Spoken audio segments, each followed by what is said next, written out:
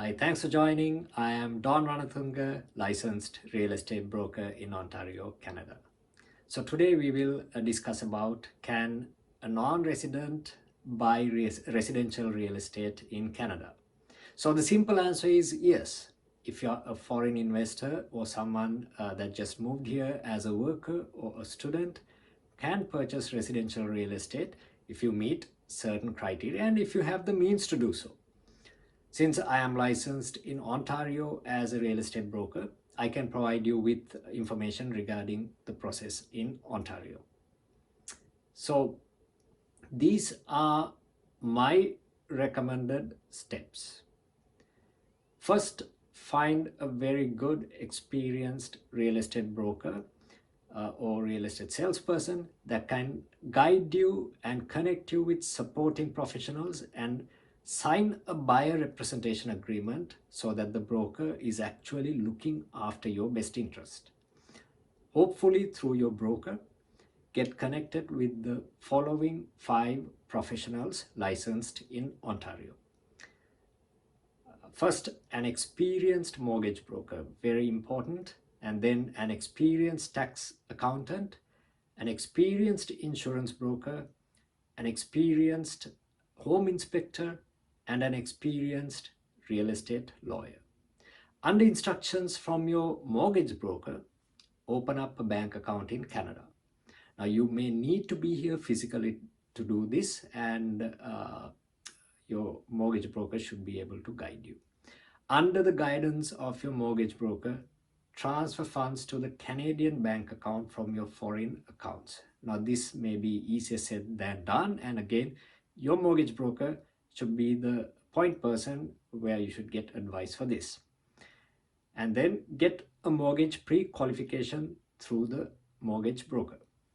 With the help of the tax accountant, figure out how much taxes you need to pay as a foreigner buying a residential property in Ontario.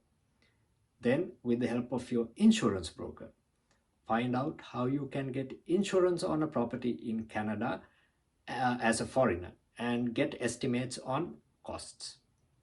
Then start searching for properties with the help of your real estate broker. Submit offers to purchase, and once you have an accepted offer, hopefully with conditions to protect you, get a home inspection done. Your real estate broker may negotiate further with the sellers depending on the home inspection report. Once you have a firm deal, get your real estate lawyer to work on the deal and see if there's any issues and get the lawyer to help with the closing. Settle all closing costs and move in after closing the deal. Now, the process that I explained above is very similar to what a citizen or a permanent resident would go through as well. However, costs are significantly different for a foreigner buying a property compared to a citizen or a permanent resident. Now, I'll explain the differences using this itemized cost table. I have assumed that the property we are considering here is a freehold home in Ottawa, sold at $700,000. The first column lists the main items. The second column shows the costs for those items by a foreign buyer, and the third column shows those of a citizen or a permanent resident. First, the deposit amount with an offer is similar for both foreign and local buyers. But the down payment requirement is very different. A foreigner is required to put down at least 35% of the purchase price, whereas a local person may get away with low as 5% depending on circumstances. Now remember, the deposit is normally counted towards the down payment at closing. That is to say that the deposit is not an additional cost, but a part of the down payment. So for a $700,000 property, a foreigner will need to produce at least $245,000 as a down payment. Next, pay attention towards the non-resident speculation tax or NRST. a foreigner will need to pay 20% of the purchase price for this tax. Closing costs for a foreigner and a local are quite similar, except for any rebates on land transfer tax and few other differences. So there might be some differential in closing costs because of that. But pay attention to the difference of out-of-pocket money needed at closing for a foreigner and a local when buying a $700,000 property. It's significant. As a foreigner, if you can afford to pay the large down payment and NRST, and if you qualify for a mortgage, you can purchase a property in Ontario. Actually, there are ways to get exemptions on NRST under certain circumstances, and a good tax accountant should be able to advise you more.